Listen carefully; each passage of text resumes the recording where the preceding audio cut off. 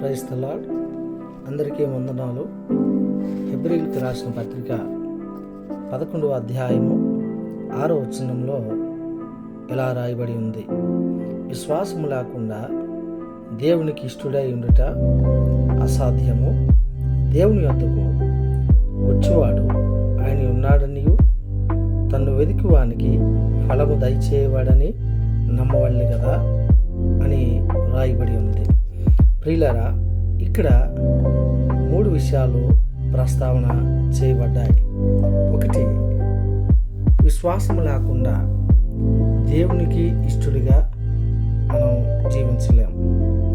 ఈ భూమి మీద చాలామందికి మనం ఇష్టలుగా జీవించవచ్చాము. అన్నదమ్ములకి, అక్క చెల్లెలకి, స్నేహితులకి, తోటి వారికి ఇష్టలుగా జీవించడానికి వారికి నచ్చింది మనం చేస్తూ ఉంటాం. పరిశుద్ధ గ్రంథంలో కూడా యోహాను సువార్త 1వ అధ్యాయము 12వ వచనంలో కూడా ఒక మాట ఇలా రాయబడి ఉంది: తన్ను ఎందరో అంగీకరించుదురో, అనగా తన నామమందు విశ్వాసముంచు వారికి తన పిల్లలుగా ఉండుటకు ప్రభువారు అధికారాన్ని ఇస్తూ ఉన్నారు. అనగా యేసు క్రీస్తు మీద మనకేముండాలంటే విశ్వాసం ఉండాలి.